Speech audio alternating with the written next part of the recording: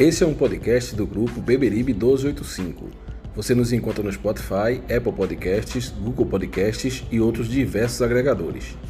Estamos também no YouTube, basta procurar por Beberibe 1285 e dar o play.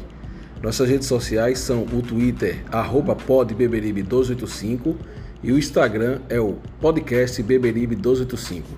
Deem o play, nos sigam e compartilhem. Fala, galera coral! Começando aqui mais um Beberibe 1285 e mais um daqueles podcasts especiais que nós estamos tentando trazer para vocês. Hoje, eu, Maurício Florencio, o Gerailton Souza, Reginaldo Cabral, Francisco de Assis, estaremos entrevistando o Johnny Guimarães, líder do IPC, que está brigando aí, lutando de todas as formas pela reforma do Estatuto do Mais Querido. Johnny, sem mais delongas, a gente queria que você se apresentasse. Quem é Johnny Guimarães, a pessoa Johnny Guimarães, o torcedor, e o que lhe trouxe a liderar esse movimento que quer reformar o Estatuto do Santa Cruz. Boa noite, amigos. É uma honra aqui participar desse podcast. Confesso a vocês que é um dos poucos que eu consumo, comecei a ouvir recentemente, não é isso? É de extrema qualidade, porque são tricolores falando para tricolores sobre o futuro de Santa Cruz. Eu acho que poucos assuntos no mundo me interessam mais. Para quem não me conhece, eu me chamo Johnny Guimarães, sou advogado, construo uma carreira como autônomo, né, como profissional liberal, tenho meu escritório há 6, 7 anos, e como torcedor do Santa Cruz, sou um torcedor extremamente comum, e eu acredito que é justamente isso que me trouxe uma certa credibilidade perante a torcida, uma certa legitimidade. Um torcedor sem aspirações de comando, de poder no Santa Cruz, eu acho que quer o bem do clube. Todo jogo, sejam me encontrar com meus amigos ali no posto do Arruda, sabe, frequentador da área do escudo, da área atrás da barra, e com amor imenso pelo Santa Cruz, e eu acredito que o que me fez ingressar nessa empreitada é porque quando você conhece os bastidores em um clube de futebol como o Santa Cruz, um clube dominado pelo mesmo grupo há décadas, um clube que vem sendo achincalhado no passar dos anos, quando você conhece de perto um pouquinho dos bastidores, ou você se afasta do clube, se afasta do futebol, como muitos fazem todo ano, ou você procura algo para fazer, você procura algo para lutar, para mudar. São movimentos naturais, sabe? Quando você se afasta daquela questão só de campo de resultado, isso acontece. Eu tive a sorte de me engajar com pessoas que têm o mesmo ânimo e algo que vem crescendo, né? Hoje eu sou um dos líderes do movimento de intervenção qual, junto aos netos de James Thorpe, Anchieta, James, Rafael Luna, Felipe Marenas, enfim, Gabriel Castro, Nayara, uma infinidade de pessoas, e um grupo de torcedores buscando a reforma do Estatuto, buscando agora também, com mais ênfase, o recadastramento de sócios, e montar um grupo de fiscalização e tornar o torcedor do Santa Cruz consciente de que apenas organizado e fiscalizando a gente pode impedir que esse clube volte ao fundo do poço e lutar para que ele saia de onde está. Não é isso? Ok, Johnny. Eu gostaria de lhe ouvir também, tomando a iniciativa de começar com a minha pergunta, sobre a importância da união nesse momento que estamos vivendo, das diferentes diferentes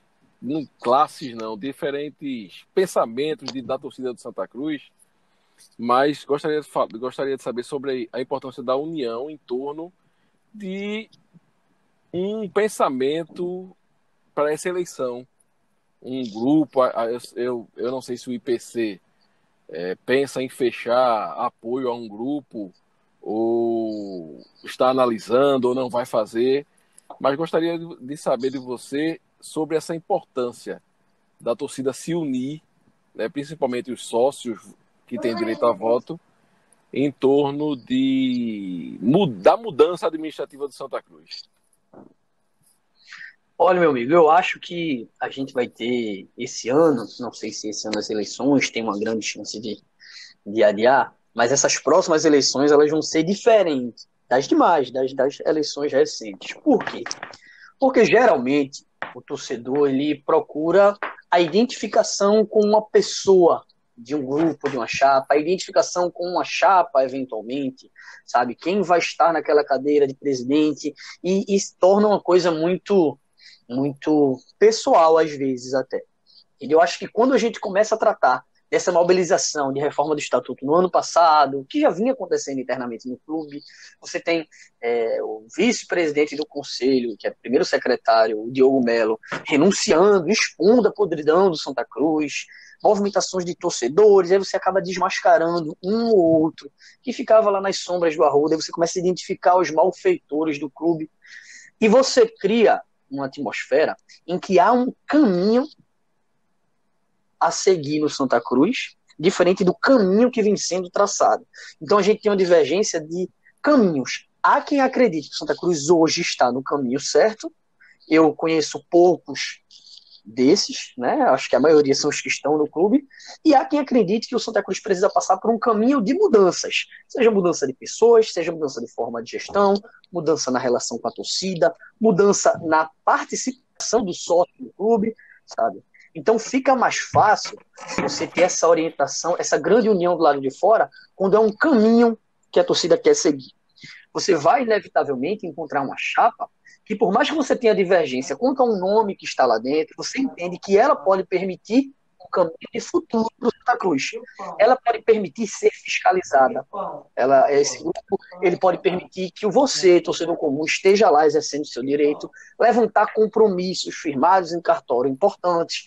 E aí você vai dizer, eu tenho até reticência com 1, 2 ou 3 nomes daquele grupo, mas eu vou poder trabalhar para essa mudança, eu vou poder fiscalizar. Esse clube não vai fechar as portas para mim, torcedor, eu vou poder ter um pouco de voz lá. Então, acho que esse é o primeiro critério que o torcedor do Santa Cruz, o sócio, ele tem que perguntar qual das chapas vai permitir a criação de mecanismos para que eu a fiscalize, mesmo se eu não gostar dela. Coisas que hoje não existem no Santa Cruz.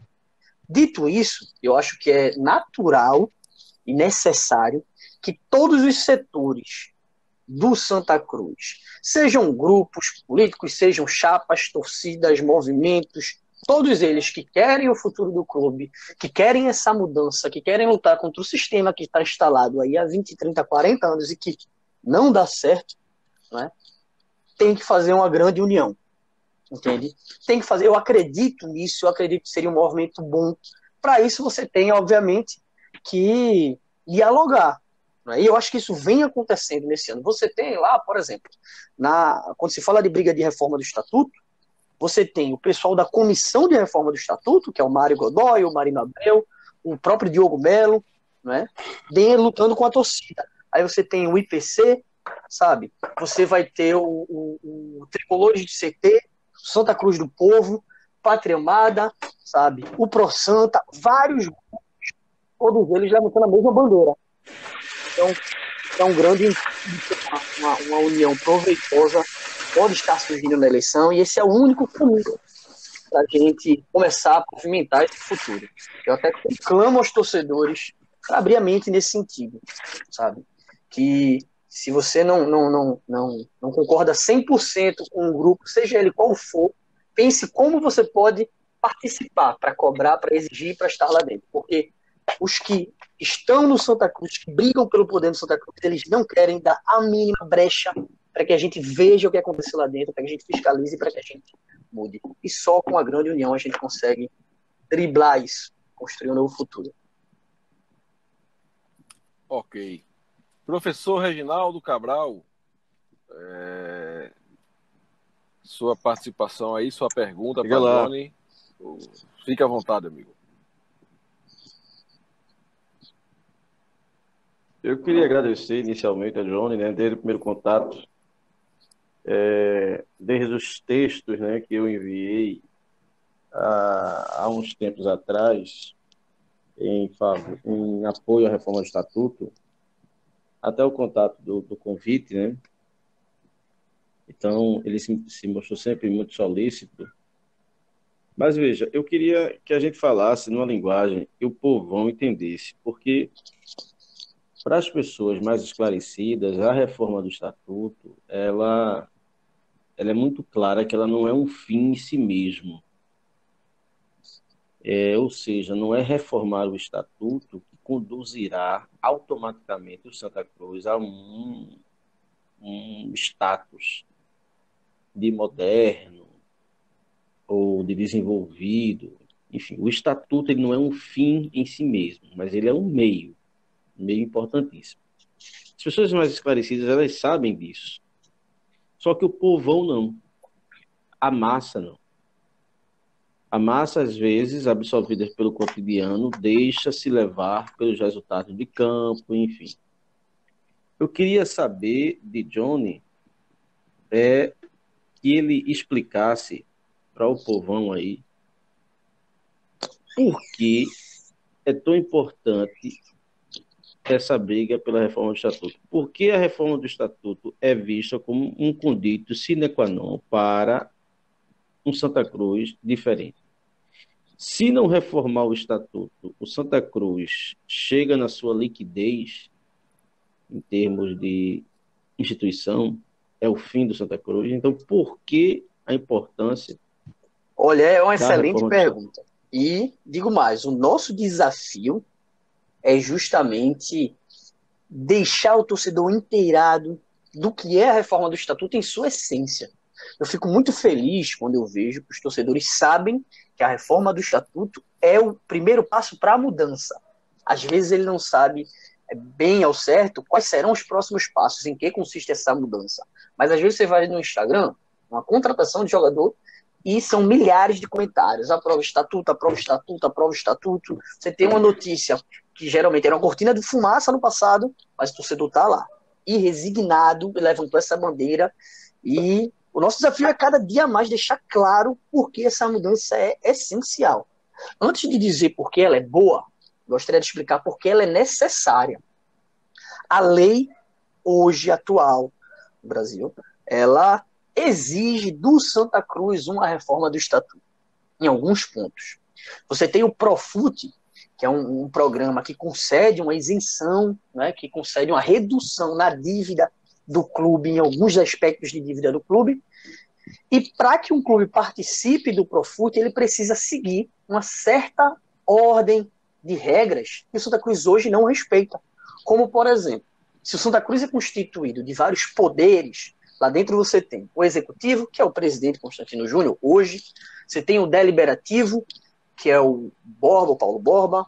Você tem o Conselho Fiscal, você tem a Comissão Patrimonial, vários poderes lá dentro. Mas tem um, que é o Conselho Fiscal, que é quem vai analisar as contas do clube. Esse grupo tem que ter uma independência. Se ele vai fiscalizar, ele tem que ser independente, eleito de forma independente, não tem que ser necessariamente vinculado à gestão. É um dos critérios do Profut, e o Santa Cruz hoje não se adequa a isso. Para ser mais literal, em conversas recentes com pessoas vinculadas ao clube, estima-se que é uma dívida de 50 milhões de reais de Santa Cruz, que com o Profut é reduzida para quase 25 milhões. Então a gente está falando aqui de uma medida, que é a reforma do Estatuto, que vai diminuir o passivo do clube em escala milionária. Compreende? Então, hoje é necessário, para se atender às legislações que exigem transparência, que exigem independência, que o Santa Cruz faça uma reforma do Estatuto. Mas é importante o torcedor também entender o que é o Estatuto. Ora, o Santa Cruz é um clube de futebol, mas é também uma associação de pessoas. E ela segue regras. Essas regras que dizem quanto tempo um presidente fica no poder, como é a votação, sabe? A lista dos sócios tem que ser publicada de qual forma, em qual período, quais poderes existem, quem manda, quem obedece. Essa legislação é o estatuto do clube, que é decidida pelos próprios sócios. O estatuto atual do Santa Cruz é extremamente defasado e ultrapassado. Foi construído ao longo dos anos, especialmente de 2011 para cá, para fechar o clube para qualquer torcedor, para qualquer pessoa, para qualquer candidato que não participe desse grupo atual que levou o Santa Cruz ao fundo do poço e que não consegue tirar de lá. Ele foi construído para criar mecanismos que impeçam a gente de ter acesso a dados básicos sobre um salário atrasado, sobre uma listagem de sócios, sabe? Direitos básicos do torcedor, ele está ali. E o que a gente quer é reabrir o clube. A gente vai mudar todas as regras dessa reforma, desse estatuto, mudar as regras desse estatuto para tornar o clube transparente. Então vai ter lá a obrigação do presidente do clube ele apresentar sua declaração de patrimônio todo ano. Como vem avançando o patrimônio do presidente. Você tem regras de democracia, todo torcedor que é sócio vai poder votar, dando como exemplo. Você tem regra de eficiência. Cada jogador da base que for vendido, 30% do valor tem que voltar para a própria base, é obrigatório, sabe? Então, com essa mudança de regras, você não tem que torcer para uma gestão ser boa e ser responsável. Ela tem que ser porque a lei obriga e você, torcedor, você sócio, vai ter mecanismo para exigir, para cobrar e para tirar do clube aqueles que não cumprem o que o Santa Cruz precisa enquanto instituição. E, para finalizar, a gente tem os exemplos. Em 2013, Fortaleza, Ceará e Bahia reformaram os seus estatutos. Em 2013, os 3 clubes estavam numa situação não tão confortável assim. Hoje são disparados os maiores clubes do Nordeste e os clubes em maior ascensão. Não é à toa. Você organiza a casa, bota regras para que quem está no poder respeite a instituição, as coisas começam a fluir. É o primeiro passo e a torcida tem entendido cada vez mais isso. Ô Maurício, eu só queria fazer uma pequena intervenção, que seria, aí, no caso, uma segunda pergunta. Eu me daria por satisfeito. É o seguinte, quando a gente formou o podcast do 1285, a nossa intenção era justamente trazer para a torcida do Santa Cruz uma plataforma de discussão do próprio clube num nível aceitável. Por quê? Porque a gente percebe que a mídia esportiva pernambucana ela é muito comprometida. Ela é comprometida clubisticamente. Ela é comprometida, podemos dizer assim, não sei se financeiramente, mas há algo que faz com que essa mídia não dê uma transparência a determinadas coisas que satisfaçam o torcedor do Santa Cruz. Então, a nossa intenção foi essa, discutir o Santa Cruz em alto nível, quer seja dentro ou fora de campo. E eu queria saber se você, que é líder do IPC, já percebeu que como é que está a adesão da imprensa a esse movimento. Vocês têm espaço? A mídia fala na reforma do Estatuto? Quais as estratégias que vocês têm para levar essa reforma do Estatuto ao ponto de fazer com que, mesmo a mídia se comprometendo em não querer enxergar por força maior, enxergue? O que é que vocês estão fazendo para levar a reforma do Estatuto para a mídia, que, em sua grande parte, é a grande formadora de opinião? É a grande porta-voz da torcida para pressionar o establishment do Santa Cruz a ceder.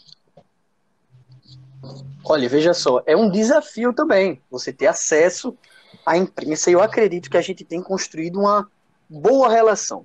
Não uma relação de troca com a imprensa, mas uma relação de confiabilidade. Eu acho que a cada ocasião que passa, os setores da imprensa, rádio, aos poucos, mais devagarzinho, TV, mas jornal, impresso mesmo, mídia virtual, eles têm confiado no projeto, acreditado que se trata de algo sério, não passageiro. Então eu acho que a gente tem que entender por setores. Rádio é um canal de comunicação que sempre nos deu muito espaço. As principais emissoras de rádio, elas têm nos dado um espaço interessante, sabe? para todos os pontos que a gente vai trabalhando, para tudo que a gente vem caminhando. A gente tem tido bastante espaço em rádio. Mídia virtual, sempre, a gente está lá, Globo Esporte, você tem saído as pautas, as lutas, as movimentações do torcedor e tudo mais. Jornal também. TV, o acesso tem sido um pouco mais difícil, e esse é o ponto-chave. Deixando claro, a TV é o ponto-chave, ela que tem um alcance gigante, ela que referenda. Porque o torcedor vê no Globo Esporte e ele diz, não, é verdade, aquele projeto saiu no Globo Esporte, saiu na TV Jornal. A gente sabe que assim funciona o torcedor. E a gente vinha, do final do ano passado, construindo essa cadeia de credibilidade, de alcance, até o ápice do movimento que foi ali na marcação da Assembleia. A gente tinha feito tudo certinho, estava tudo redondinho, de uma forma rápida, articulada, a ponto dos opositores da reforma do Estatuto, sabe, não conseguirem se articular. A gente tinha recolhido assinatura, mobilizado torcida, entrou na justiça, conseguiu ordem judicial para a Assembleia, estava na véspera da votação.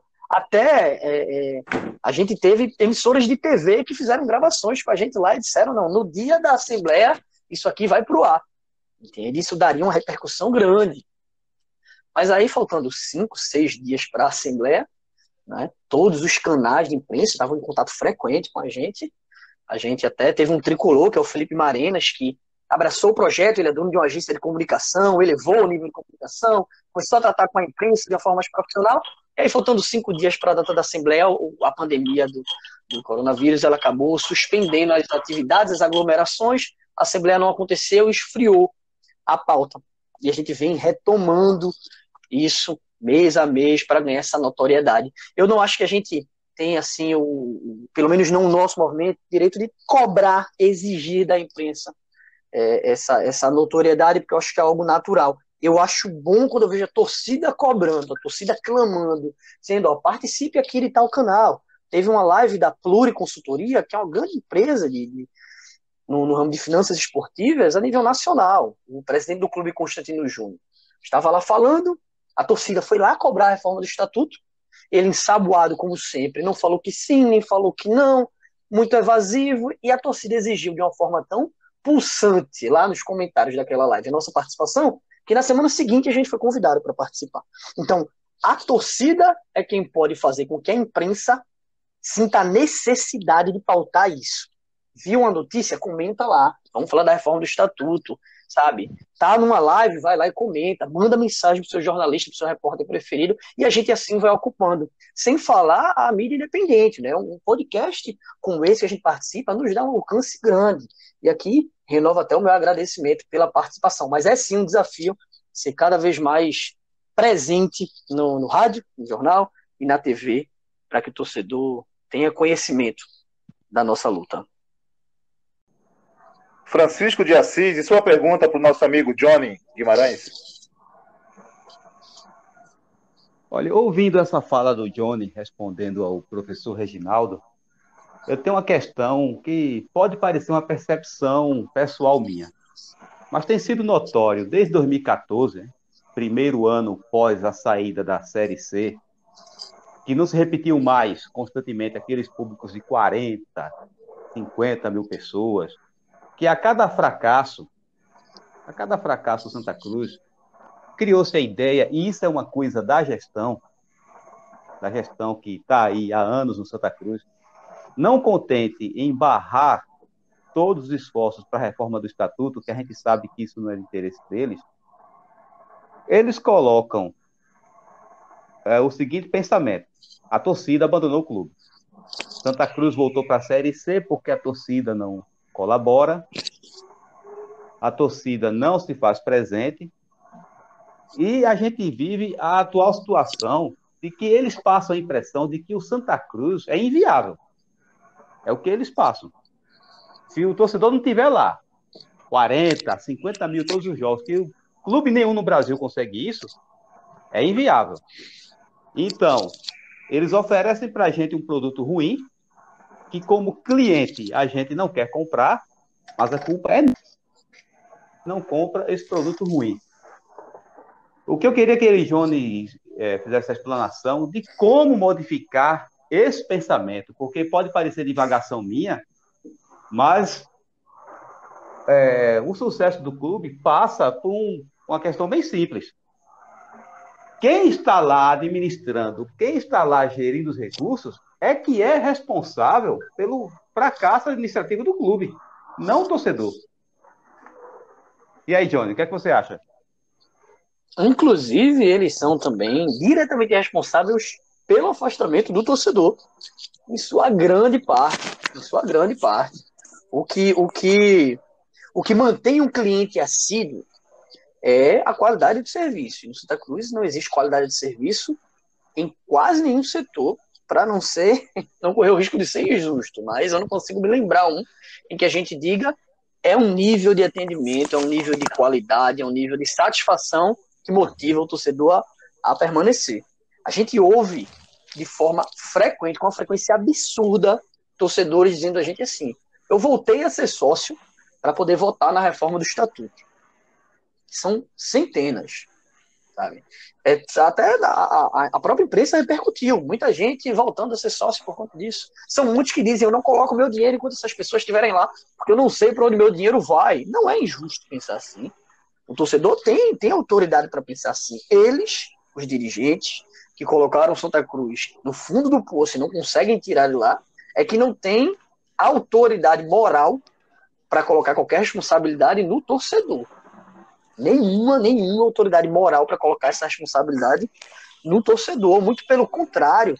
Como você vai exigir que um sócio mantenha o seu pagamento se quando o torcedor quer exercer o seu direito de sócio, qualquer que seja, saber o número de sócios em dia, saber uma transferência do clube, convocar uma Assembleia Geral, se quando o torcedor faz isso, o sócio faz isso, o clube não defende esse direito, não legitima. O clube que já não entrega nada ao torcedor, sabe? Ainda está lá mobilizando no jurídico, recorrendo contra decisões de recadastramento de sócio, recorrendo contra decisões de assembleia, brigando contra o direito do torcedor, do sócio, sabe? Na última movimentação que fizemos, legítima, na frente do Arruda, naquela reunião do Conselho Deliberativo, em dezembro, se não me engano, eles convocaram dezenas de viaturas da Polícia Militar e a gente estava lá pacificamente, conversando, protestando, pedindo melhorias. Então o torcedor não se sente participante desse clube. É natural que ele se afaste, entende?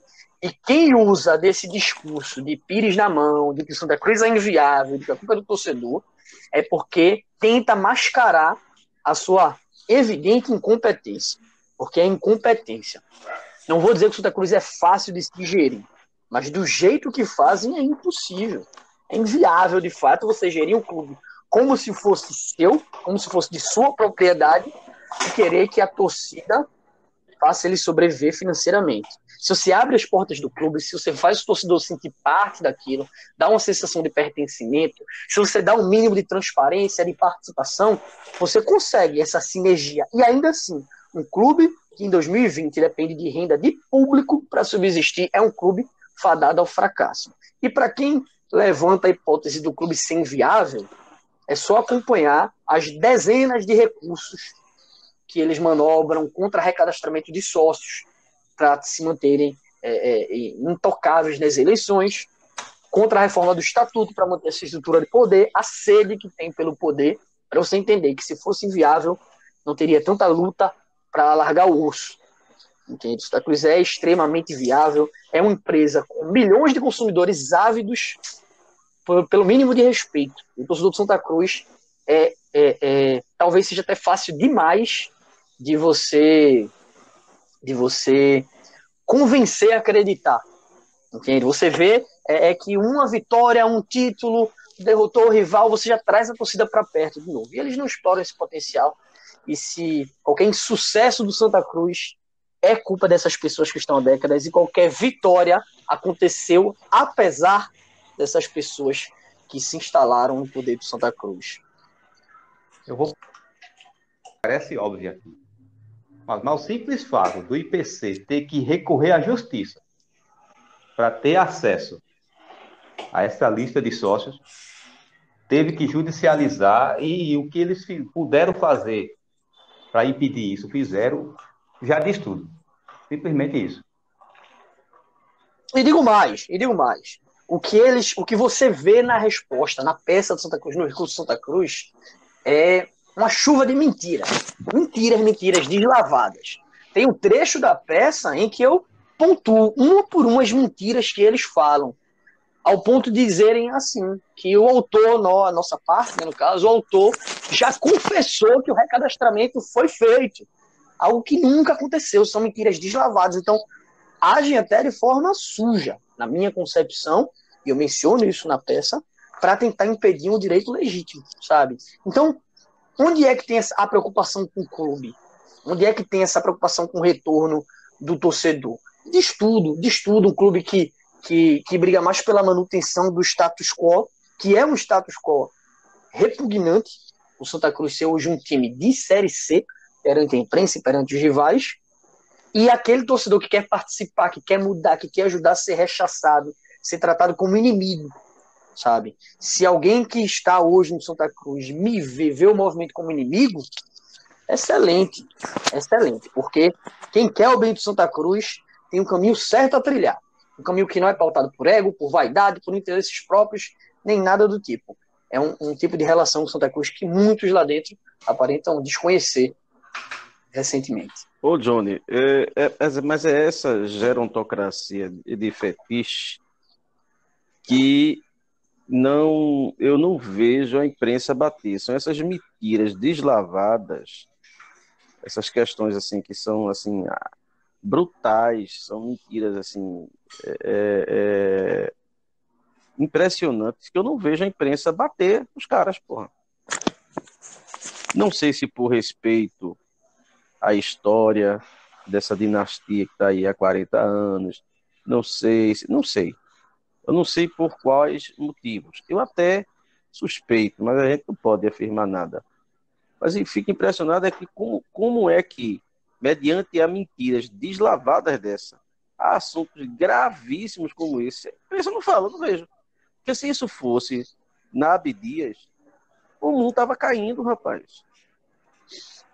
O mundo está caindo, você pode ver. A gente tem denúncias de fraudes graves, não é? Pois é. Coisas até com áreas criminosas.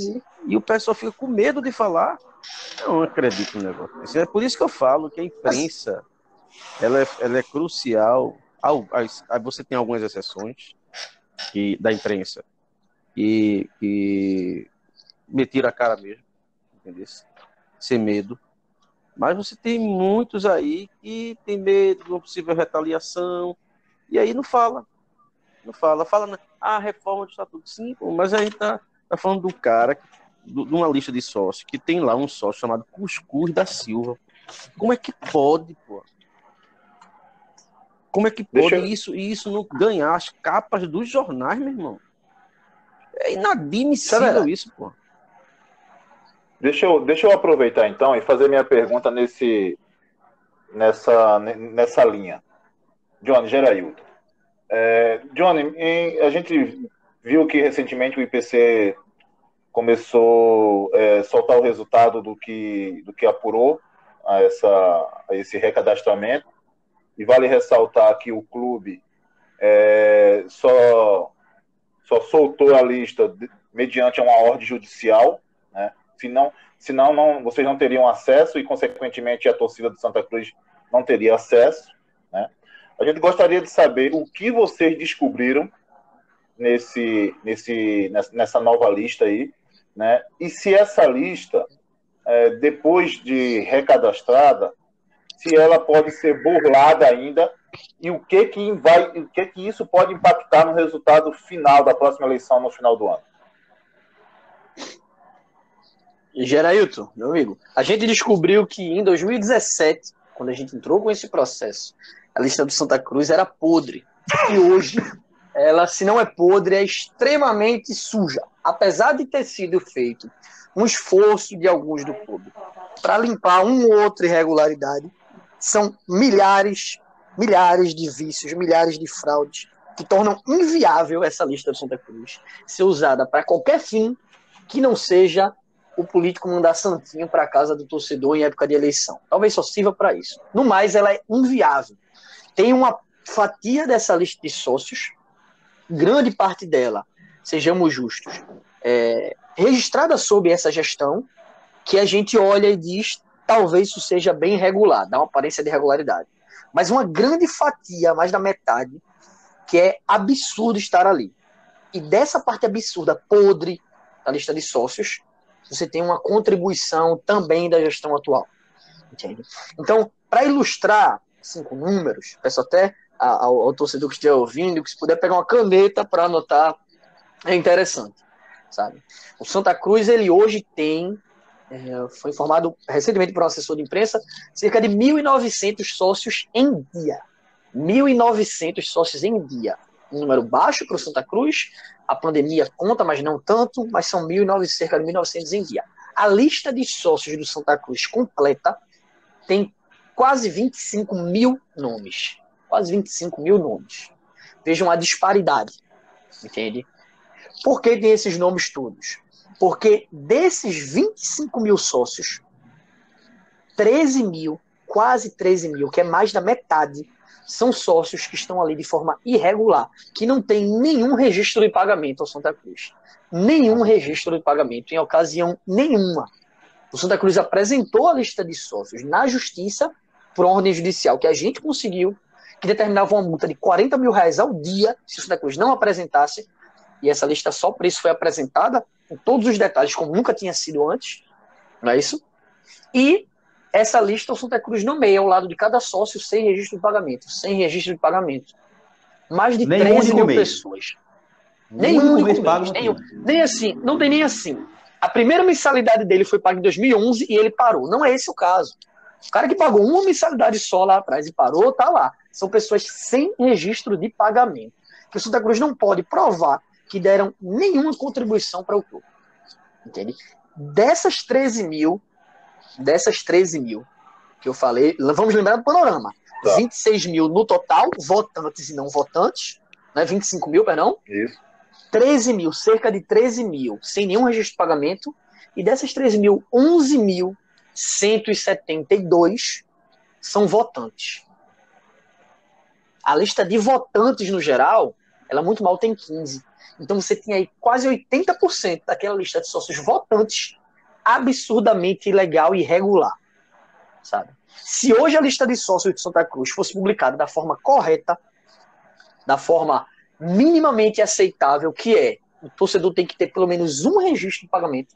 Ele pode estar inadimplente há 3 anos, mas ele tem um registro. Se fosse publicado dessa forma, a lista de votantes do Santa Cruz para a eleição ia ter mais ou menos 3 mil pessoas. Ela tem 14.800, quase 15 mil. Entende? Então é recheada de sócios ilegais. E assim, existem inconsistências no sistema? Existe. Existe o sócio que se cadastra, não paga nenhum boleto? Existe. Cabe ao clube não admiti-los lá, porque também existe algo que é de conhecimento público no Santa Cruz, que é um fenômeno de, no dia da eleição, chegarem 1.000, 1.500, 800 torcedores, sócios, aparentemente supostos sócios, e regularizarem no dia. Existem notícias da eleição de 2011, a primeira que Antônio Luiz Neto ganhou, em que a oposição diz que hoje vieram mais de 1.000 sócios se regularizar. Eu trabalhei nas eleições de 2017, eu era advogado de uma das chapas, a chapa de Fábio Melo. E o que eu vi de irregularidade ali me fez desistir daquela eleição nas primeiras 2 horas. Eu já vi feira livre mais organizada do que aquilo. Era gente que não sabia o que era o Santa Cruz, dizendo que queria votar na cor branca. Mandaram votar na cor branca. Eu abordei uma menina, eu estava como fiscal, a menina tinha 16 anos e estava lá com a carteira de sócia titular há 1 ano. Nem pode ser sócio titular antes dos 18, para você ver. Então, assim, irregularidades absurdas, e você perde pelo cansaço. Entende?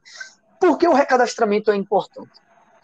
Porque você zera o cadastro de sócios e deixa ali só quem confirmar a sua associação. O sócio de verdade não tem problema nenhum em mandar um e-mail para o clube, confirmar, com certificado de autenticidade, óbvio, em comparecer na sede, confirmar prova de vida. O INSS faz prova de vida todo ano.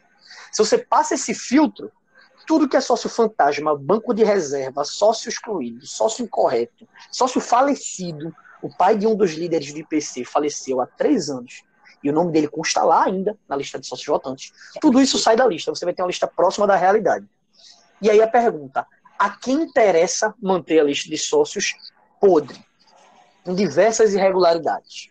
Por que o Santa Cruz recorre na justiça de uma medida que não obriga, não traz obrigação financeira, não traz punição, só impõe um mínimo de transparência e regularidade? Por que brigar? Por que mobilizar um advogado?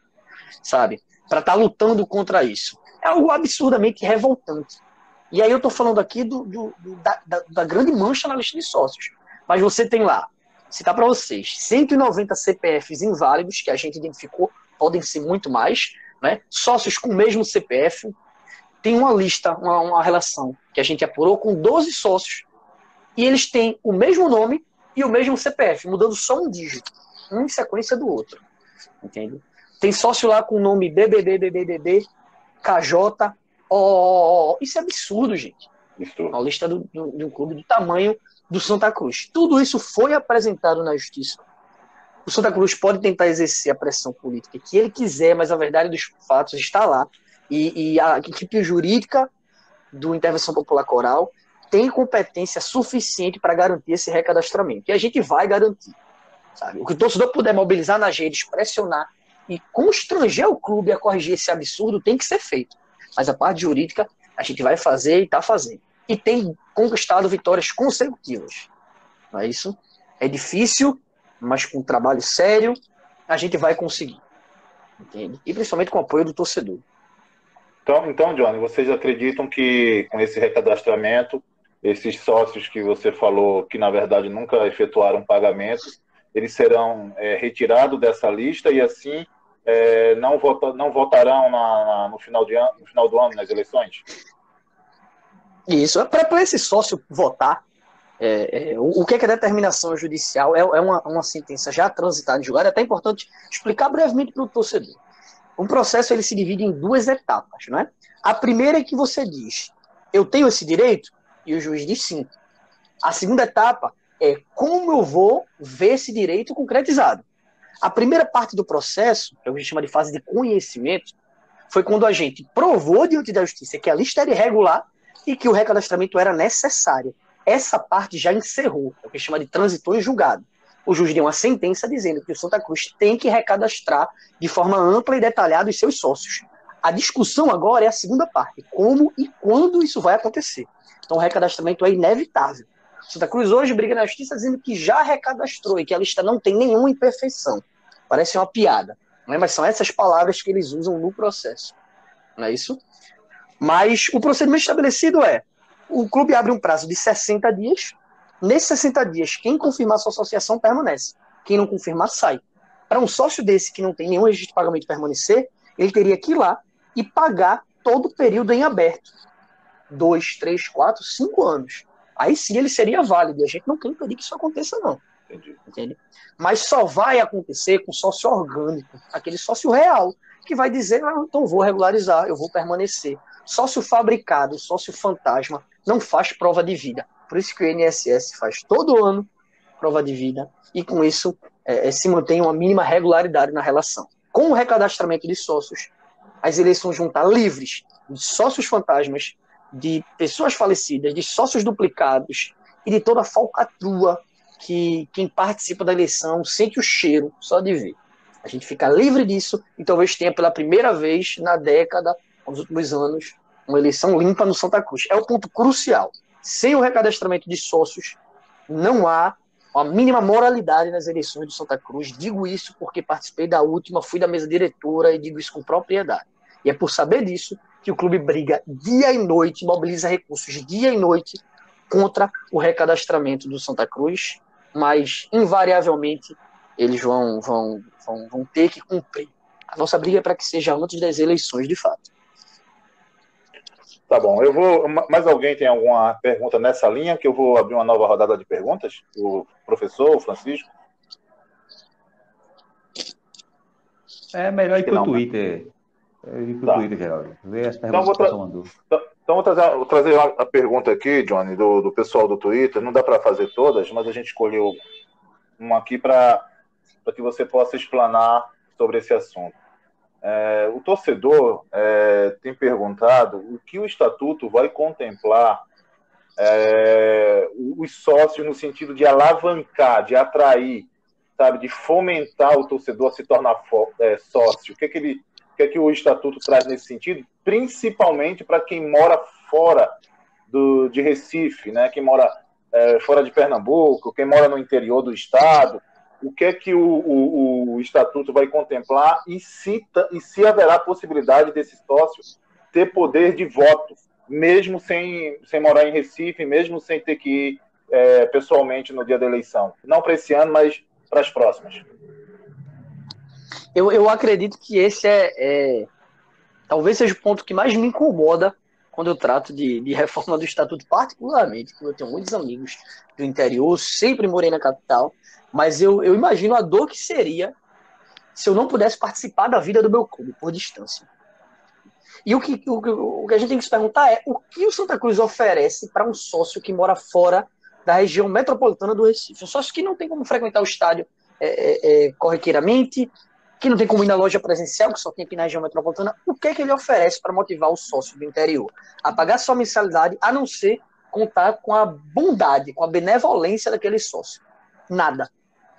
O que o Estatuto vai garantir é uma sinalização de que o sócio do interior, o sócio que mora fora, ele tem que ser respeitado e ele tem que ter participação. E é justamente conferir direito de voto a esses sócios. O sócio que mora em Araripina, a 10 horas do Recife, ele não tem como votar na eleição de Santa Cruz hoje, porque é uma eleição realizada em dia de semana e apenas presencial. São 10 horas de viagem. Inviabiliza um torcedor que mora fora do estado de votar. Você tem lá em Fortaleza, eu conheci o pessoal acredito que é 800 km de Paixão. Torcedores extremamente fanáticos pelo Santa Cruz, mas eles estão privados de decidir o futuro do clube.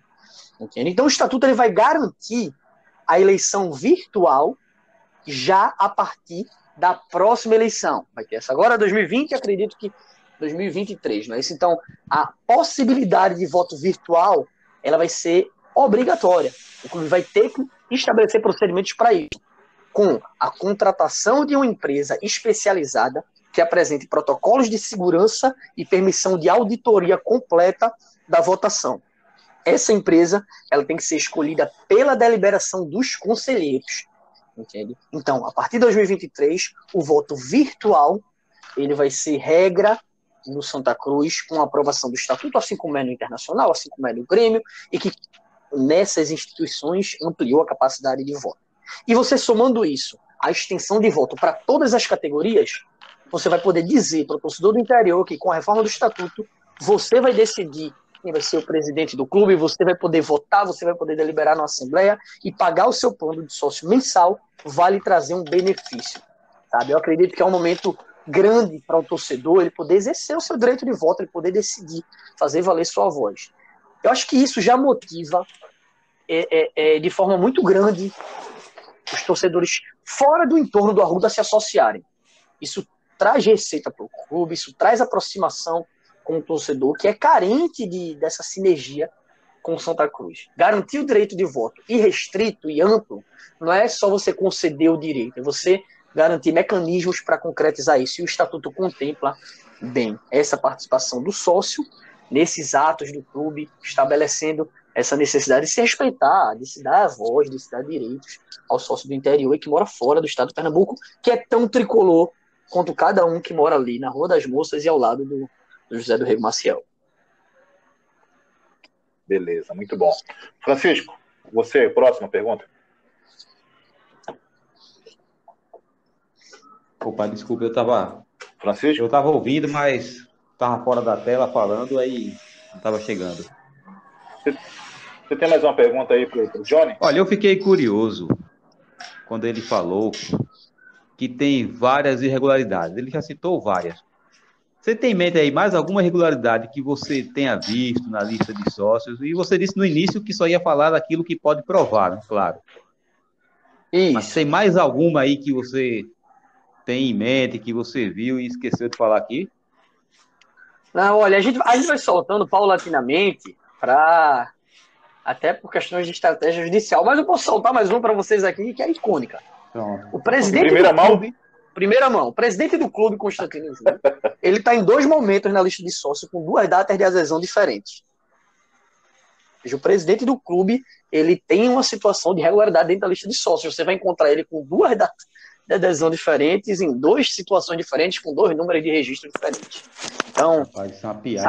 sabe, isso é bem simbólico. Isso é bem simbólico Isso é uma piada. do quanto é necessário você fazer uma limpa e não há problema, sabe? Não há problema. Você não está necessariamente criticando a gestão de A ou B, não. Eu não estou aqui para apontar culpados nessa situação do recadastramento. Mas eu não abro mão de ver essa lista regularizada. Inclusive, que fique claro, a gente se propôs a fazer esse recadastramento de uma forma mais branda. Não é necessário a gente estar na justiça brigando com coisas simples do clube, não. A gente senta como adultos e como representantes de movimentos e de clube e tudo mais, senta e diz, ó, essa parte aqui da lista de sócios, que é evidentemente irregular, submeta ao recadastramento, essa outra, que a gente vê indícios de que não tem nenhum problema, a gente deixa de fora do recadastramento para não arriscar o clube perder nenhuma receita, sabe?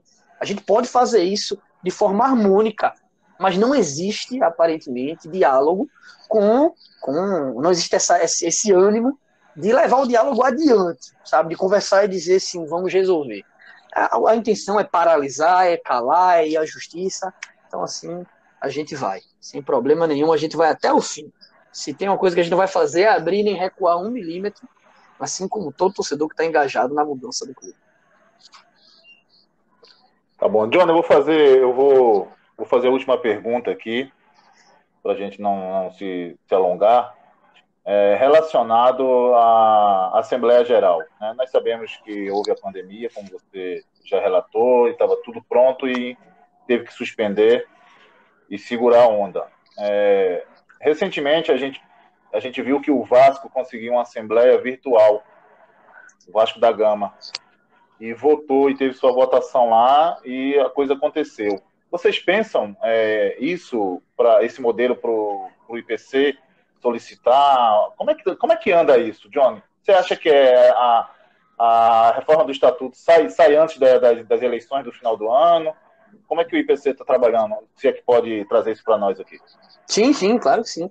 É importante fazer algumas considerações. O pessoal do Vasco, da Nova Resposta Histórica, são amigos, né? O Marco Lobo, o Ricardo, são pessoas que têm feito uma luta bonita e a gente tem se ajudado nos bastidores, sabe? Compartilhado experiências e soluções, entende? Eles conseguiram a votação lá recentemente e levaram um golpe. Na publicação da lista de sócios, eles excluíram todo mundo que era de movimento de mudança da possibilidade de voto, entende? Então lá você tem uma dinastia bem parecida, problemas bem parecidos com os nossos, mas eles deram um passo gigante. Conseguiram a votação virtual, conseguiram aprovar eleições diretas e isso é fantástico. E é o que a gente pretende aqui também, sabe? No Santa Cruz, via de regra, não se pode fazer assembleia virtual, tem que ser presencial. Mas uma lei editada durante a pandemia, salvo engano, no dia 10 de junho, ela permite que qualquer associação realize assembleias virtuais durante esse período que as aglomerações estão impedidas, né? Então hoje é possível, se o presidente do clube, Constantino Júnior, quisesse botar a mão e resolver, como dizem, pegar a caneta e resolver, ele convocava uma assembleia e fazia a votação daqui a 45 dias, se quisesse. Não há impedimento, há falta de vontade, de fato. Mas é importante deixar claro para o torcedor, até para aquele que não está tão familiarizado com a luta, e é algo que eu não me furto a dizer em ocasião nenhuma. O maior inimigo da torcida, da reforma do estatuto, e ouso dizer, impressão pessoal, até do Santa Cruz, tem nome e sobrenome. É Antônio Luiz Neto, hoje presidente do Conselho de Administração de Santa Cruz, e a gente tem que frisar quem se articula, frisar o nome de quem se articula para impedir que as mudanças cheguem. Antônio Luiz Neto se uniu a Edinho, a Romerito Jatobá e a outros ex-presidentes e pessoas que aparentemente sentem dona de Santa Cruz e contrataram a banca de advogados, estão na justiça. É outro grupo que acredita, eu vi um torcedor comentando recentemente, dizendo que esse recurso deles deveria ser rejeitado por falta de idoneidade moral para falar do Santa Cruz. O Edinho, o Romerito e o Antônio Luiz Neto documentou numa publicação nossa. Eles se mobilizaram, então, lá na justiça, buscando impedir a reforma do estatuto. Entende? Eles fizeram isso durante a pandemia, porque, sim, como eu disse, acho que foi 5 dias antes da data prevista para a votação, a gente tinha uma ordem judicial para fazer a votação, a convocação foi toda legítima, a gente publicou em jornais de grande circulação, 3 vezes, tudo custeado pelos torcedores, E faltando 5 dias teve esse impedimento, a gente informou no processo que não ia realizar a votação até para preservar a saúde dos torcedores. Faltando 2 dias para a Assembleia, com ela já suspensa na surdina, eles levaram um recurso para o tribunal, contaram uma versão totalmente distorcida dos fatos, e diante da urgência, né, o desembargador que recebeu aquela peça não tinha tempo de ouvir a outra versão, ele acabou entendendo favoravelmente a eles de forma provisória. Até eu entender melhor o Estatuto de Santa Cruz, é melhor que essa Assembleia não se realize. Mas ela já tinha sido suspensa por decisão nossa. Nesse período da pandemia, a gente apresentou todos os esclarecimentos. Por que a convocação é legal? Por que nós temos o direito de convocar? Porque o sócio votante tem direito, sim, de decidir o futuro de Santa Cruz, e apresentamos no Tribunal de Justiça. Agora, em agosto, o Poder Judiciário começou a retomar as atividades normais. E retomando as atividades normais, os processos comuns, que não são de saúde, que não são extremamente urgentes, voltam a ser julgados. Eu tenho uma convicção pessoal, né, profissional também, porque eu sou advogado da ação, que agora em setembro, ou até a primeira quinzena de outubro, a gente tem movimentações interessantes nesse processo da reforma do Estatuto, quiçá a garantia dessa votação. Se ela vem antes das eleições, também é uma variável, porque as eleições podem acontecer em dezembro, como estão previstas, mas há uma legislação recente que permite que o mandato do presidente de uma associação, por conta da pandemia, se estenda em até 7 meses. E eu não sei se os gestores do clube vão usar isso para adiar a eleição ou não. Então, está tudo em aberto, a gente está fazendo um trabalho forte, a gente voltou ao jogo agora, que o Poder Judiciário está retornando e está atuando firme. Na reforma do Estatuto, no recadastramento de sócios e principalmente na fiscalização das eleições. O IPC não vai montar chapa, não vai lançar candidato à presidência, mas vai atuar como fiscalizador das eleições e vai querer estar lá no conselho para fiscalizar quem quer que ganhe. Tá ótimo, Johnny. Francisco, mais alguma coisa?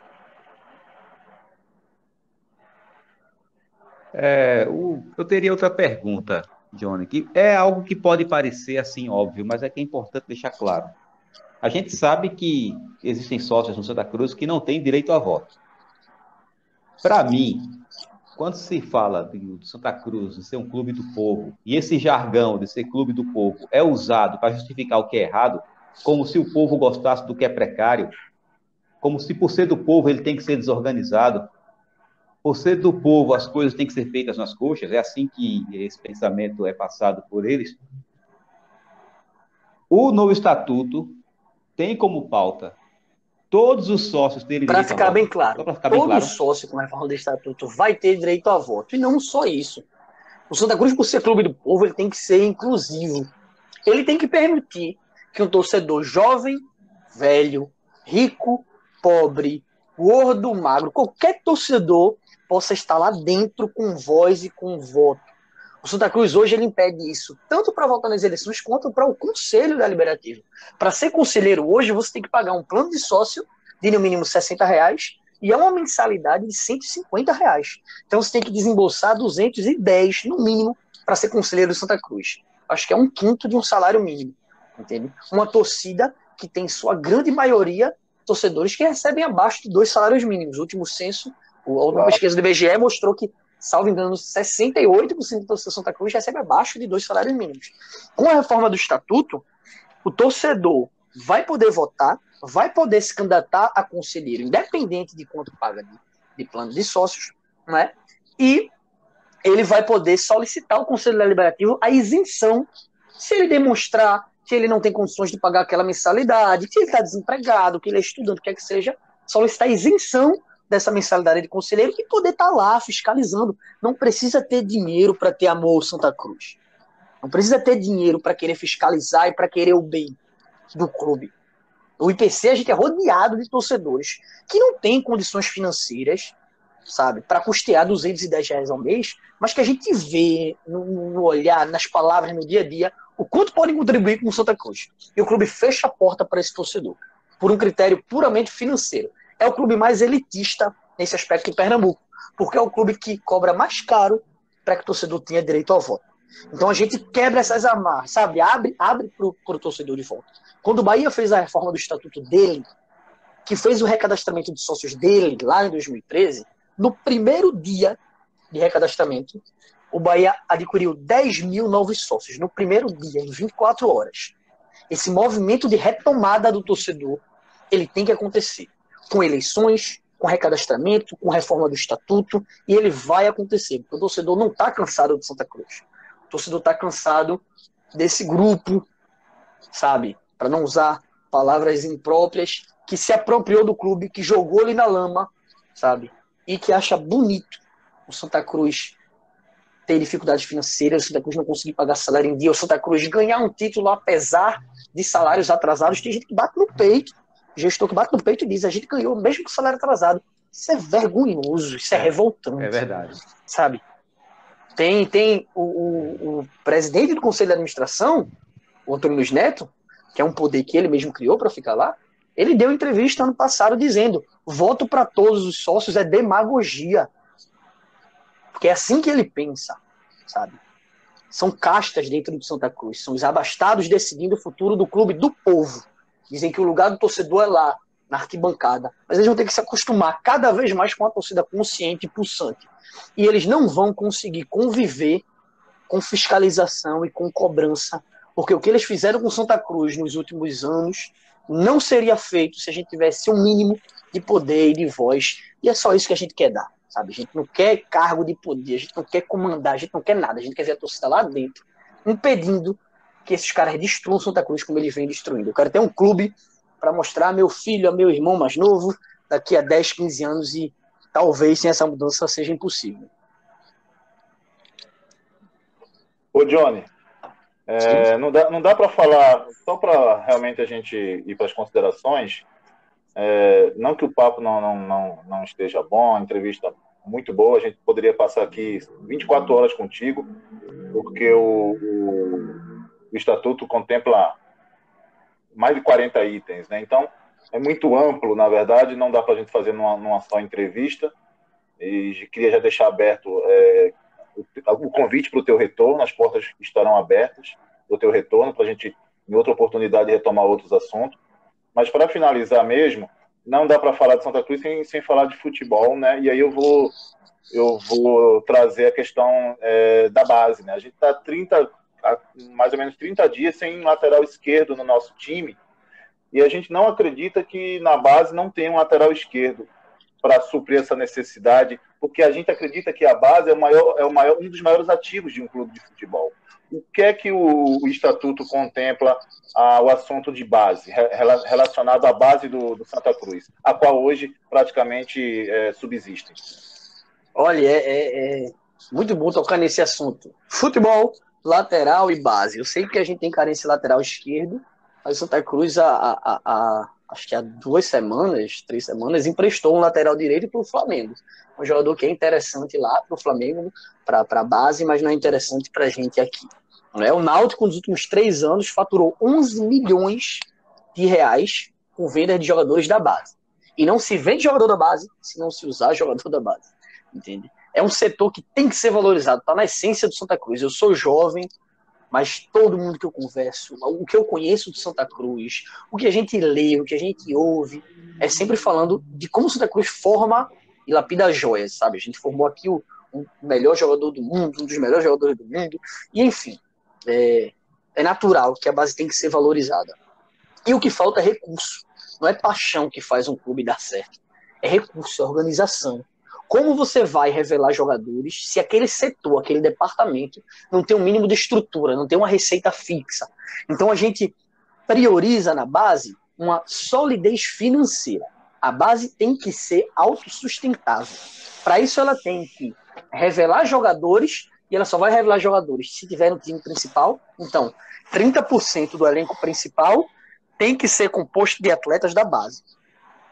Se o elenco principal do clube tem 40 jogadores, 9 tem que ser da base. É obrigatório isso. Tem que ser uma filosofia de clube. No Náutico, eu acredito que é 20%. Na final da Série C, no ano passado, eles tinham 7 jogadores da base titulares em campo. Entende? Não que eu acredite que o Náutico é um exemplo, supra-sumo de gestão, só para pontuar. Então você tem essa regra, 30% do elenco profissional tem que ser da base. E cada jogador da base vendido, 30% desse valor retorna obrigatoriamente para a diretoria de base. Se vender um jogador por 1.300.000, volta para CT, para pagar alimentação, para reformar a hospedagem dos atletas de base. Com isso você traz um reinvestimento. Entende? Isso dá certo em muitos clubes do Brasil. E com isso o diretor de base, que vai passar a ser profissional a partir da reforma do estatuto, ele vai ter estrutura financeira para formar cada vez jogadores melhores, e esses jogadores eles vão ser apresentados ao futebol no time profissional. E você cria um ciclo de formação e de reinvestimento. Investir na base é o futuro de todo clube que entende como o futebol está mudando. Então o estatuto ele é bem rígido quanto a isso, extremamente rígido.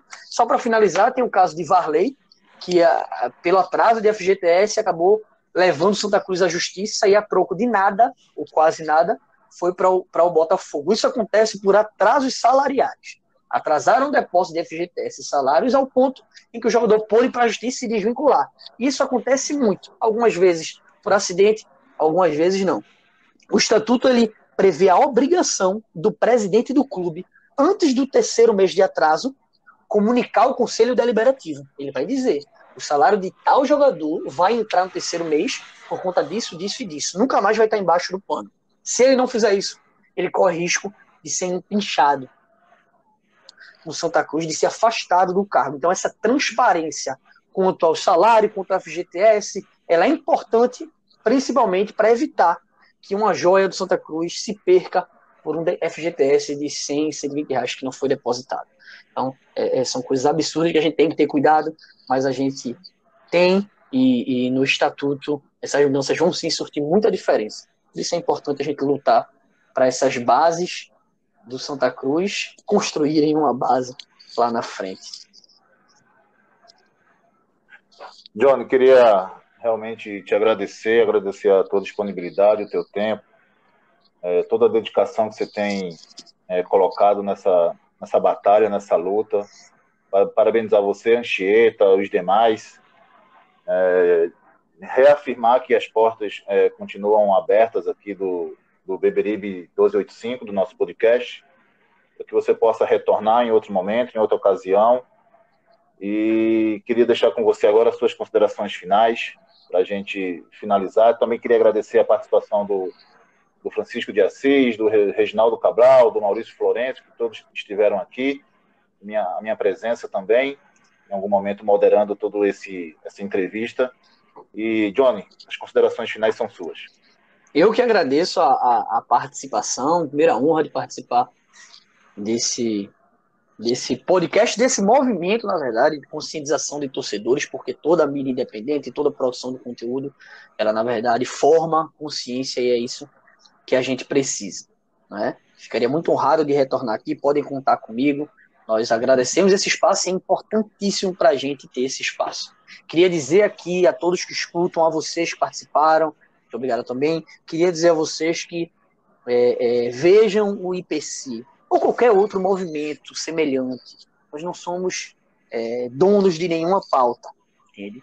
Nós temos a nossa luta, nós temos a nossa organização, nós acreditamos no nosso projeto, mas existem vários grupos também com sua própria configuração. Mas sintam-se donos do Intervenção Popular Coral. Sintam-se na liberdade de entrar em contato com qualquer um da gente e de dizer: eu acho isso aqui extremamente errado, eu acho isso aqui muito certo, eu acho que é assim, ou então eu quero participar em tal setor, porque é um movimento feito de torcedores.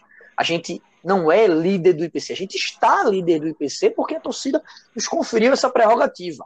Quando ela retirar, ou quando surgirem outras pessoas para encabeçar essa luta, serão extremamente bem-vindas, tá certo? É um movimento de todos nós, é algo que, independente de eleições, vai ser mantido como órgão de fiscalização do clube e tem que existir com a gestão boa e com a gestão ruim. Se sintam proprietários do movimento, se sintam convidados a conhecer, quem não conhece, né, através das nossas redes sociais, @ipopularcoral, no Twitter, no Instagram, no Facebook. Nos ajudem, a gente precisa de todo tipo de mão de obra e a gente vai sim devolver o Santa Cruz para o caminho de glórias. A gente vai ajudar, junto com milhares de torcedores, a construir esse futuro de glórias que nos foi prometido no passado e que nos foi roubado recentemente, tá certo? Não sejam condescendentes com quem destrói o clube que nós amamos. A gente tem que ser firme e tem que ir até o fim para definir o futuro dessa instituição centenária, que é maior do que qualquer um e que pertence, no final das contas, ao torcedor. É nossa, enquanto torcedores, a palavra final, e a gente não vai desistir do Santa Cruz em momento nenhum. Muito obrigado a todos por me ouvirem, pelo espaço, pelas perguntas, parabéns pelo projeto, e podem contar comigo sempre que for necessário e conveniente. Obrigado, Johnny. Torcedor Coral, agora é com você. Você precisa compartilhar, escutar, espalhar esse podcast histórico, que pode contribuir também para que você fique informado, para que você tenha um Santa Cruz realmente profissionalizado, Santa Cruz a qual tanto o torcedor busca e espera. E viva o Santa Cruz! Viva! Viva!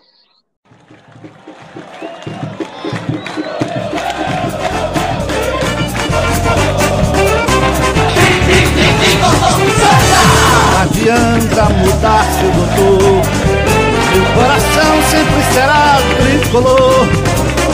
Eu não me canso de dizer, Santa Cruz até morrer.